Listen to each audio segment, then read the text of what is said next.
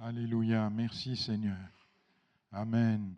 Je ne sais pas si vous m'entendez, les frères et sœurs, j'ai la voix un peu éraillée et ça a été un peu une souffrance pour moi tous ces instants qu'on vient de passer, parce qu'il y avait des splendides chants, j'avais envie de les chanter de toute ma force, mais je me suis dit, si je chante de toute ma force, je ne vais plus avoir de voix après.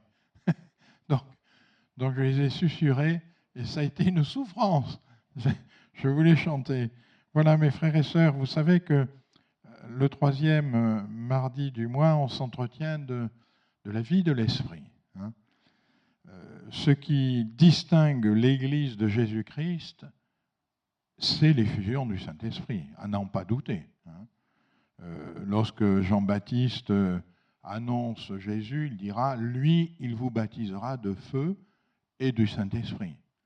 Et l'Église de Jésus-Christ, ce qui la marque, ce qui la différencie de tous les mouvements humains, c'est l'effusion du Saint-Esprit, bien évidemment.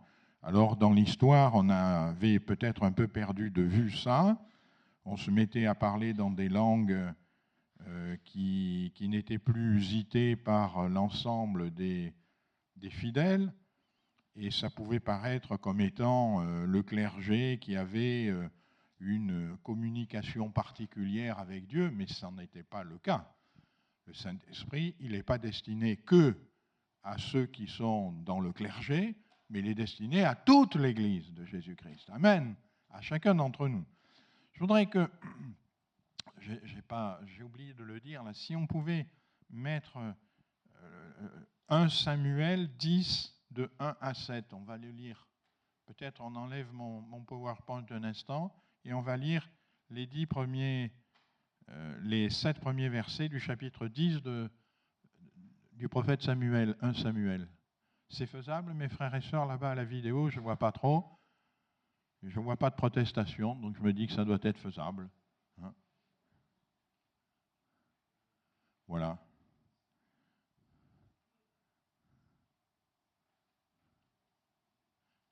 Alors, si vous avez vos Bibles, vous pouvez quand même commencer à lire.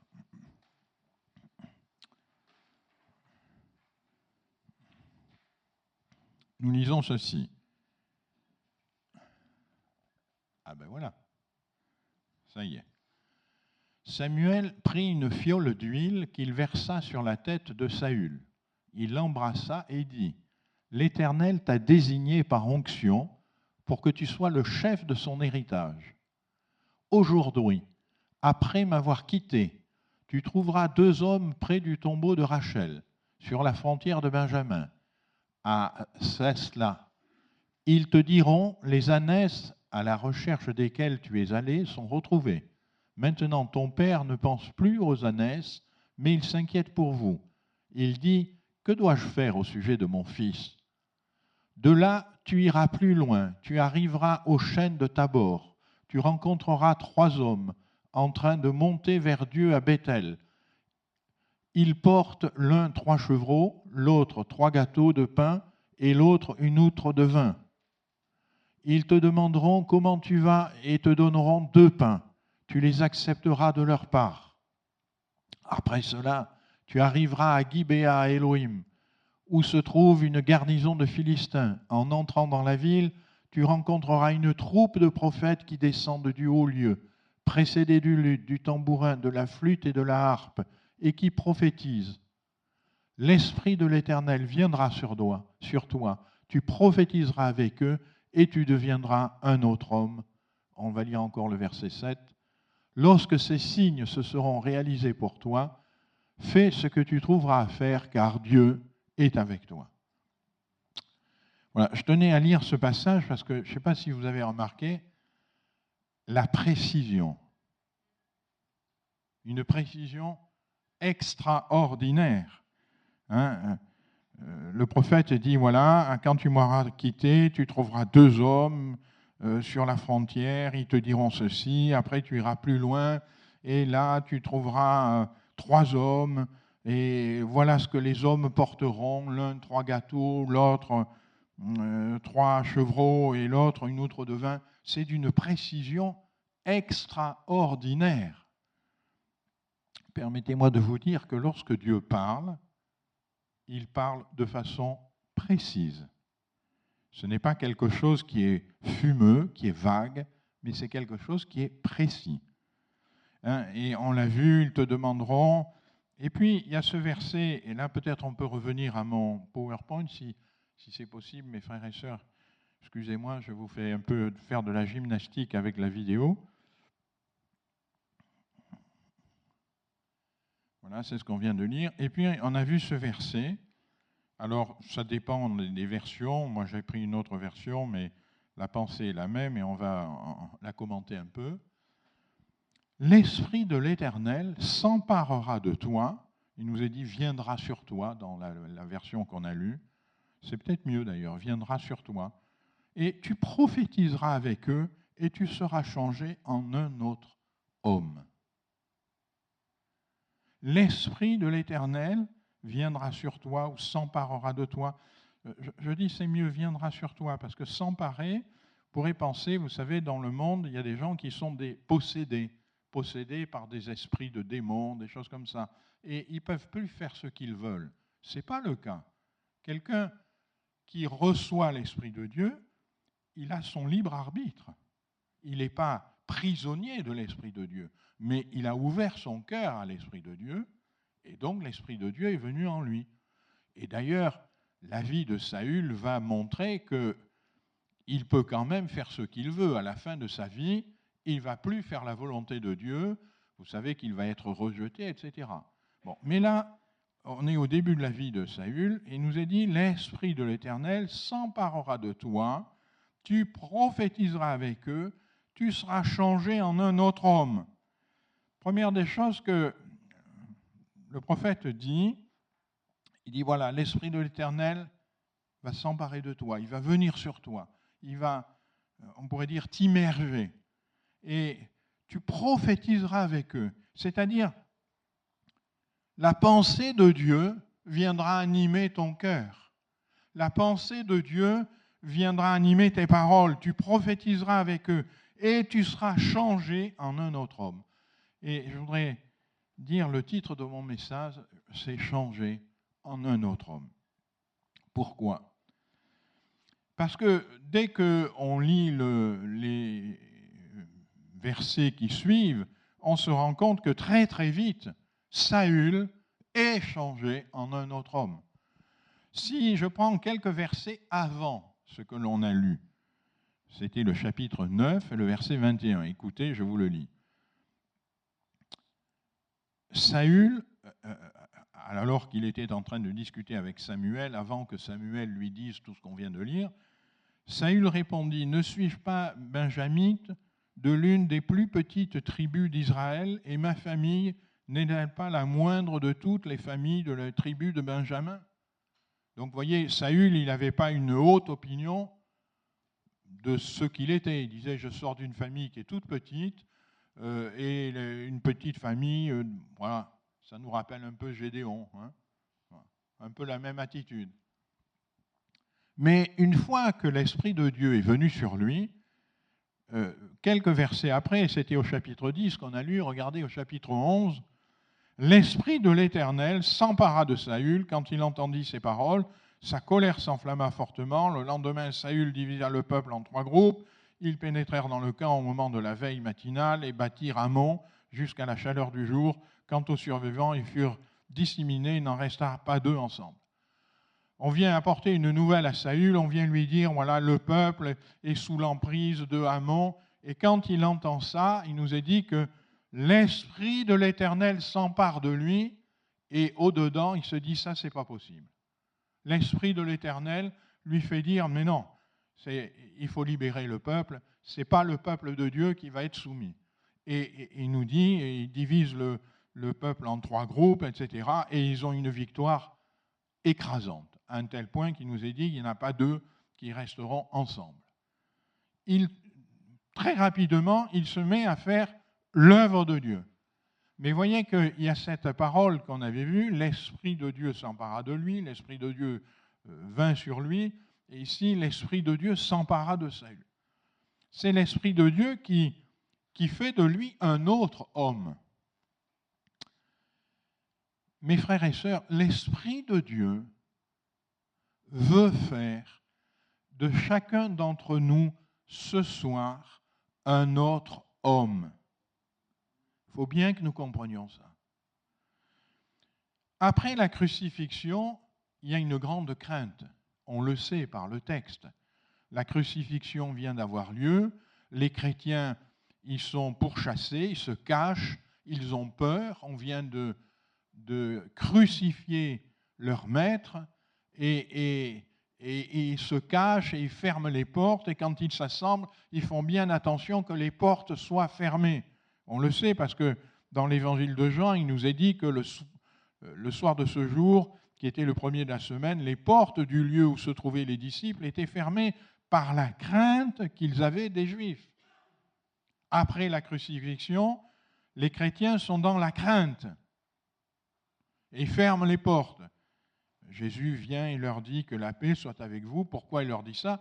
Parce qu'ils n'avaient pas du tout la paix en eux. Ils étaient dans la crainte. Mais le Seigneur leur avait dit, il leur recommande de ne pas s'éloigner de Jérusalem, mais d'attendre ce que le Père avait promis. Ce que je vous ai annoncé, leur dit-il, car Jean a baptisé d'eau, mais vous, dans peu de jours, vous serez baptisés du Saint-Esprit. Baptisés du Saint-Esprit. C'est-à-dire immergés dans le Saint-Esprit. Je voudrais dire que chacun de nous, quels sont au milieu de nous ce soir ceux qui peuvent dire Jésus-Christ est mon Seigneur? Levez voir votre main. Alors vous tous qui avez levé votre main, le Saint-Esprit travaille en vous. Même si vous n'êtes pas baptisé du Saint-Esprit, le Saint-Esprit travaille en vous. Pourquoi je dis ça? Parce que l'apôtre Paul va dire aux Corinthiens, c'est pourquoi je vous le déclare, nul, s'il parle par l'Esprit de Dieu, ne dit Jésus est anathème, et nul ne peut dire Jésus est le Seigneur, si ce n'est par le Saint-Esprit. Donc c'est déjà l'œuvre du Saint-Esprit en vous. Mais quand Jésus leur dit vous serez baptisés du Saint-Esprit, il s'agit d'autre chose. Il s'agit de quelque chose qui se rapporte à ce qu'on vient de voir avec Saül. On pourrait presque dire, mais là, on pourrait dire, le Saint-Esprit s'emparera de toi. Le Saint-Esprit viendra sur toi. Tu seras immergé dans le Saint-Esprit. Il y a une notion complètement différente. De la même façon qu'on l'a vu pour Saül, l'Esprit de Dieu vint sur lui et il fait changer en un autre homme. Alléluia. Et la promesse va s'accomplir, on le sait, parce que la promesse qu'ils avaient reçue, vous recevrez une puissance, celle du Saint-Esprit survenant sur vous, et vous serez mes témoins à Jérusalem, dans toute la Judée, dans la Samarie et jusqu'aux extrémités de la terre. Cette promesse va se réaliser, j'allais dire instantanément, à partir du moment où le Saint-Esprit est venu sur eux, la puissance du Saint-Esprit a transformé ces hommes en d'autres hommes. Amen. Il nous est dit, ils furent tous remplis du Saint-Esprit, se mirent à parler en d'autres langues, selon que l'Esprit leur donnait de s'exprimer. Or, il y avait en séjour à Jérusalem des Juifs pieux, venus de toutes les nations qui sont sous le ciel. Au bruit qui se produisit. Mes frères et sœurs, on n'est plus du tout dans « on fait une réunion, les portes fermées ». On n'est plus du tout, on fait une réunion en privé, en évitant qu'autour, à l'extérieur, on le sache. Mais pas du tout. Là, il y a un bruit tel que la multitude accourt. J'en déduis que les portes étaient ouvertes. J'en déduis que les portes étaient ouvertes parce que, excusez-moi, parce que chacun est venu, les a entendus parler dans leur langue. Ils étaient hors d'eux-mêmes et dans l'admiration. Ils disaient, voici ces gens qui parlent, ne sont-ils pas tous galiléens? Comment les entendons-nous? Chacun dans notre propre langue maternelle. Et nous les entendons parler dans nos langues des merveilles de Dieu. C'est plus du tout les apôtres qui se cachent, c'est plus du tout les apôtres qui ferment les portes, c'est plus du tout... Non, c'est des apôtres qui parlent à très haute voix et qui font un tumulte faramineux. À un tel point que ceux du dehors, ils viennent, ils disent, mais qu'est-ce qui se passe là? Il y a quelque chose qui est en train de se passer. Il y a un bruit tel qu'ils viennent voir ce qui arrive. Alléluia, mes frères et sœurs, comme ce serait bon qu'au milieu de nous, il y ait un bruit tel, pas parce qu'on joue de la cymbale ou de la... Non, mais parce que chacun de nous, on loue le Seigneur, on proclame les merveilles de Dieu. Ce n'est plus les mêmes hommes. Ce ne sont plus les mêmes hommes. Il n'y a plus de peur. Ils sont changés en d'autres hommes. Mes frères et sœurs, l'œuvre du Saint-Esprit, l'œuvre que le Saint-Esprit veut faire en nous, c'est nous changer en d'autres hommes, profondément. Et on va prendre quelques versets qui nous le montrent. Vous savez, à la Pentecôte, Pierre va se lever, il élève la voix et s'exprime en ces termes. Vous, Juifs qui séjournez à Jérusalem, sachez ceci et prêtez l'oreille à mes paroles. Ces gens ne sont pas ivres, comme vous le supposez, car c'est la 3e heure du jour. Mais c'est ce qu'a dit le prophète Joël. Dans les derniers jours, Dieu dit, je répandrai de mon esprit sur toute chair. Vos fils et vos filles prophétiseront. Vos jeunes gens auront des visions. Vos vieillards auront des songes.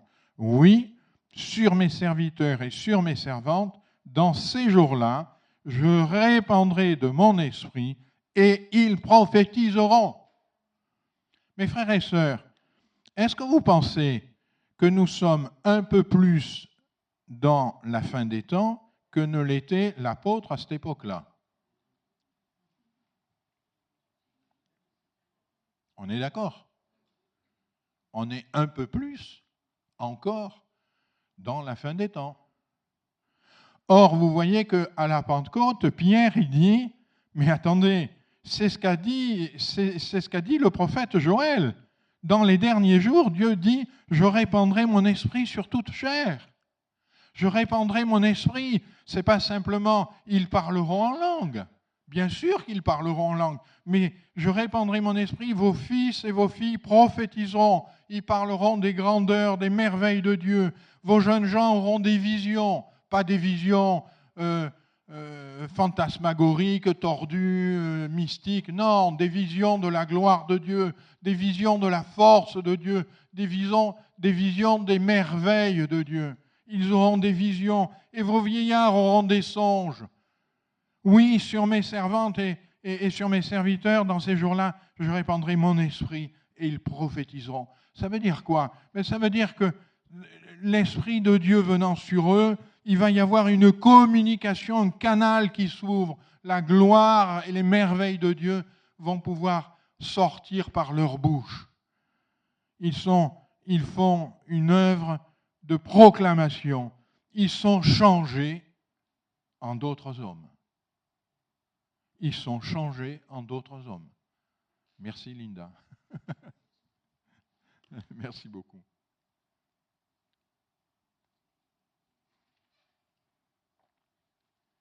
Ils sont changés en d'autres hommes. Mais oui, ils sont changés en d'autres hommes. Quand on lit « Vos fils et vos filles prophétiseront, vos jeunes gens auront des visions, vos vieillards auront des songes », ce n'est pas le cas normal d'un homme. Hein. C'est avoir des visions, avoir des songes, ils sont changés. Il y a une communication de l'Esprit Saint, il y a une communication de la gloire de Dieu, il y a une communication de la pensée, de la volonté de Dieu qui leur est accessible maintenant. Il y a des paroles de sagesse, il y a des paroles qui viennent de Dieu. Vous savez, l'apôtre, il va dire aux Corinthiens, en effet, à l'un est donné par l'Esprit une parole de sagesse, à un autre une parole de connaissance selon le même Esprit, à un autre la foi par le même Esprit, à un autre des dons de guérison par le même Esprit, à un autre le don d'opérer des miracles, à un autre la prophétie, à un autre le discernement des esprits, à un autre diverses sortes de langues, à un autre l'interprétation des langues. Un seul et même esprit opère toutes ces choses, les distribuant à chacun en particulier comme il veut. Mes frères et sœurs, l'œuvre du Saint-Esprit qui vient sur l'homme, Elle veut nous transformer pour que nous devenions un canal de la gloire et de la volonté de Dieu. Que nous devenions un canal de la gloire et de la volonté de Dieu. On ne va pas tous être le même canal.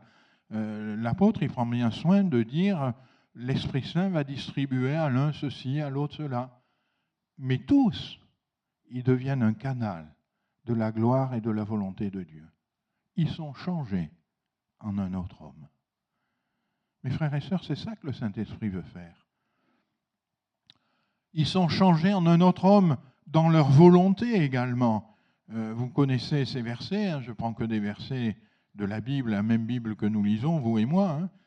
Nous est dit dans Acte 13, pendant qu'ils célébraient le culte du Seigneur et qu'ils jeûnaient, le Saint-Esprit dit « Mettez-moi à part Barnabas et Saul pour l'œuvre à laquelle je les ai appelés. Mettez-moi à part. » Voilà, ils avaient leur programme, ils avaient leur agenda, ils avaient leur projet, mais le Saint-Esprit dit « Non, attendez, non, j'ai besoin d'eux. Je vais me servir d'eux. Ils sont à mon service. » Mes frères et sœurs, on a donné nos vies au Seigneur Jésus. Elles ne sont plus à nous, elles sont à lui. En méditant ces versets, je me disais, Seigneur, il y a tellement de témoins autour de nous, d'hommes, de femmes, qui ont tout laissé pour te servir parce que tu les as appelés. Je pensais à ces versets d'Hébreux. Nous donc aussi, puisque nous sommes environnés d'une si grande nuée de témoins, nous tous aussi, une si grande nuée de témoins. Oui, elle a commencé vous savez, dans le chapitre 11 des Hébreux, il nous est parlé de la galerie des héros de la foi, mais elle s'est continuée. Je voudrais juste vous donner un exemple parce que ça me revenait en tête, j'ai repensé. Je vous l'ai déjà dit, vous savez que les frères du Burkina Faso m'ont fait l'honneur de m'inviter pour le centenaire des Assemblées de Dieu pour que je sois le prédicateur. Et c'était merveilleux de voir les Assemblées de Dieu du Burkina qui sont aujourd'hui 4 fois plus développées que celles de France. Au culte du centenaire, le président de la République et ses ministres sont venus au culte. Quelque chose qu'on a du mal à imaginer dans notre pays. Et pourquoi ça? Parce qu'en 1920, dans une petite église à Springfield, aux États-Unis, une réunion de prière comme peut-être la nôtre ce soir, il y a un don spirituel. Permettez-moi de vous dire, un vrai don spirituel. Pas une idée vague, pas une idée floue, pas un sentiment, pas une impression humaine qu'on dit à haute voix parce qu'on pense que c'est l'Esprit Saint. Non, l'Esprit Saint qui parle et qui dit par un don prophétique, il dit voilà, je veux toucher le peuple moré, il faut qu'il y ait des hommes et des femmes qui se lèvent et qui a évangélisé le peuple moré, annoncer la bonne nouvelle. Dans cette église, les gens ne savent même pas qui c'est le peuple moré. Mais il y a 2 familles qui se lèvent et qui disent, nous, on va y aller. 2 familles et 3 jeunes filles. Et ils partent.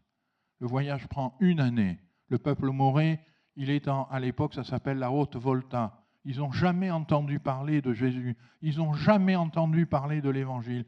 Ils vont là-bas et ils commencent à prêcher l'Évangile. Et un siècle après, les assemblées de Dieu du Burkina Faso sont 4 fois plus développées que celles de France. Un siècle après, le président de la République, les ministres, ils viennent au culte. Waouh! Un don spirituel d'une précision extraordinaire. Mes frères et sœurs, le Seigneur est celui qui appelle. Il appelle des hommes qui sont en pleine carrière, il les appelle à devenir ses serviteurs. Il appelle des hommes qui ont des pensées complètement différentes à tout laisser pour servir Dieu. Il appelle, par exemple, je vais prendre des noms que vous connaissez, Nicky Cruz, un bandit, pour qu'il devienne un prédicateur de l'Évangile. Il appelle un directeur dans une grande entreprise qui a une carrière florissante pour qu'il devienne un prédicateur de l'Évangile. Vous l'avez devant vous. Le Seigneur, il appelle. Pourquoi? Parce que le Saint-Esprit appelle. Parce que le Saint-Esprit, il est celui qui dispose de nos vies et qui veut faire l'œuvre à laquelle nous avons été appelés. Et tous deviennent disponibles pour le service de Dieu. Mes frères et sœurs, le Saint-Esprit, il veut faire de nous un autre homme, avec une pensée qui est plus la même, avec une vision qui est plus la même, avec un service qui est plus le même, un autre homme au service de Dieu, pour l'œuvre de Dieu. Le Saint-Esprit va même changer, quand je dis un autre homme, comme le Samuel disait à Saül, tu seras changé en un autre homme, mais c'est ce que le Saint-Esprit veut faire. Et tout le Nouveau Testament nous dit la même chose. Le Saint-Esprit veut nous changer en un autre homme. Et il veut changer si profondément qu'il veut changer notre ADN. Vous savez ce que c'est l'ADN? L'ADN, c'est ce qui nous caractérise, l'intérieur. Regardez ce que dit l'apôtre. Le fruit de l'esprit, c'est l'amour, la joie, la paix, la patience, la bonté, la bienveillance, la fidélité, la douceur, la maîtrise de soi. La loi n'est pas contre de telles choses. Ceux qui sont au Christ Jésus ont crucifié la chair et ses passions. Si nous vivons par l'esprit, marchons aussi par l'esprit. Il y a un ADN différent. C'est plus la susceptibilité, c'est plus l'égoïsme, c'est plus la tristesse. Non, c'est l'amour, la joie, la paix, la patience. Oui, il y a des fois des épreuves terribles, des épreuves dans lesquelles on est, on souffre, on en prend plein la tête, si je dirais. Mais on reste dans la patience. On dit, Seigneur, je sais que tu es là, et si tu es là, alors il y aura une issue, Seigneur. La patience, la bonté, la fidélité, la douceur. Si nous vivons par l'Esprit, marchons aussi par l'Esprit. C'est un autre ADN. L'Esprit Saint, il nous change en un autre homme. Alors mon frère, ma sœur, dans cette liste-là, je ne sais pas toi, mais il y a peut-être des mots qui teintent plus particulièrement à ton oreille. L'amour, la joie. Peut-être que tu n'as pas tellement de joie, que tu es plutôt triste. Eh bien, le Seigneur veut mettre la joie. L'Esprit Saint veut mettre la joie en toi. La paix, la patience, la bonté, la fidélité, la douceur. Un jour, je prêchais comme ça, je disais que le Seigneur veut mettre la douceur. Je descends les 3 marches de l'église, là où j'étais. Il y a une sœur qui vient me voir, qui me rectifie littéralement le portrait. Je suis resté, évidemment, souriant, avenant, etc. Mais en moi-même, j'ai pensé, elle a des progrès à faire dans la douceur. Bon, c'est elle, hein. Je ne sais pas vous. Hein. Mais voyez, ces choses nous sont dites, pas pour qu'on les lise et qu'on passe dessus comme ça. Parce que véritablement, le Saint-Esprit, il veut faire en nous un autre homme. Un autre homme. Tu seras changé en un autre homme. Un autre ADN. L'Esprit de Dieu qui travaille. Je voudrais terminer juste par dire, l'Esprit Saint veut te changer en un autre homme. Il veut mettre la révélation de sa gloire, de la volonté de Dieu. Il veut que tu parles en langue des merveilles de Dieu. Il veut que tu prophétises, que tu aies des songes, que tu aies des visions, que tu exerces les dons du Saint-Esprit. Le Seigneur est celui, le Saint-Esprit est celui qui veut mettre ça en toi. Et mes frères et sœurs, je voudrais vous dire que souvent on limite le baptême du Saint-Esprit au parler en langue. Mais voyez que tout ce qu'on a lu, c'est ils prophétiseront, ils auront des songes, ils auront des visions, ils parleront de les merveilles de Dieu. C'est pas simplement je vais parler en langue, ça c'est le début, mais c'est le début d'une œuvre de fond, parce que le Seigneur veut te changer en un autre homme. Amen. Il veut changer tes peurs, il veut changer tes fragilités. Une puissance surviendra sur vous. La puissance de Dieu, celle que personne ne peut faire reculer. Cette puissance de Dieu viendra sur toi. Et voyez que j'ai tenu à le lire.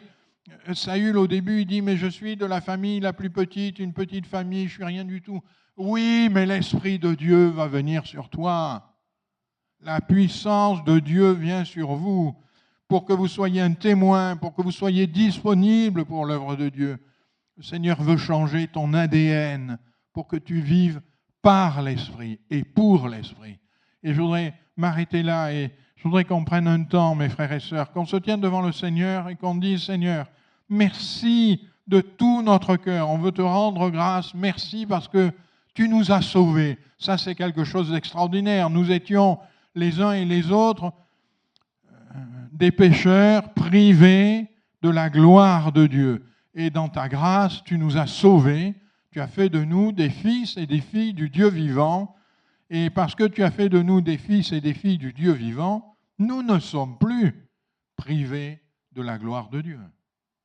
Et Seigneur, tu nous as donné de nous attacher à ta parole. Tu nous as donné de nous attacher à toi. Tu nous as donné, Seigneur, de comprendre ton amour, de t'aimer. Mais Seigneur, nous comprenons que tu veux plus que cela. Tu veux que l'Esprit Saint nous change en un autre homme. Tu veux que l'Esprit Saint, il bouleverse nos vies. Tu veux que l'Esprit Saint, il change notre ADN. Tu veux que l'Esprit Saint, il nous donne de devenir un canal de la gloire et de la volonté de Dieu qui s'exprime parmi les hommes. Alors, mon frère, ma sœur, ce soir, je voudrais qu'on prenne le temps pour se tenir devant Dieu et dire au Seigneur simplement, Seigneur, moi je veux ouvrir mon cœur. Je veux être rempli du Saint-Esprit. Je veux, Seigneur, vivre cette effusion du Saint-Esprit. Je veux, Seigneur, que dans mon Église, l'Église vive cette effusion du Saint-Esprit.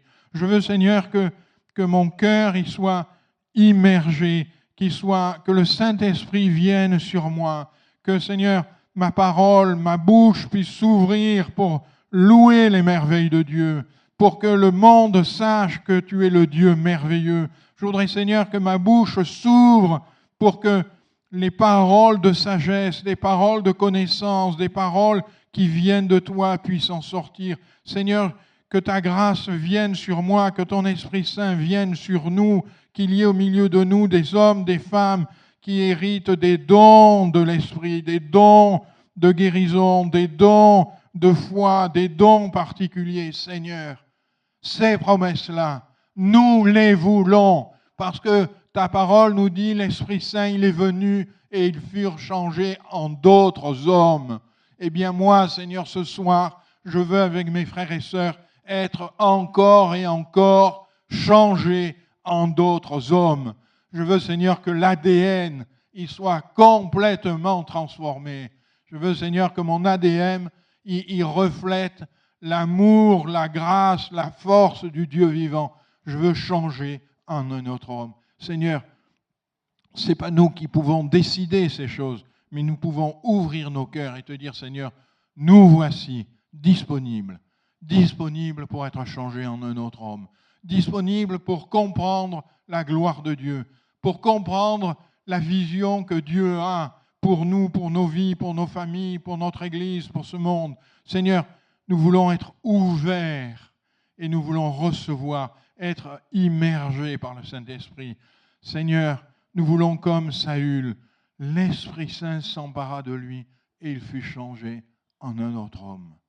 Amen. Mon frère, ma sœur, on va prendre un temps. Je voudrais dire à certains, peut-être tu sais aussi ce qui devrait changer dans ta vie, parce que ta conscience te le dit. Je crois que ce soir, c'est un temps particulier, un temps où on peut se tenir devant Dieu et dire, Seigneur, j'ai vraiment besoin de cette puissance qui vienne sur moi et qui change ces choses en moi.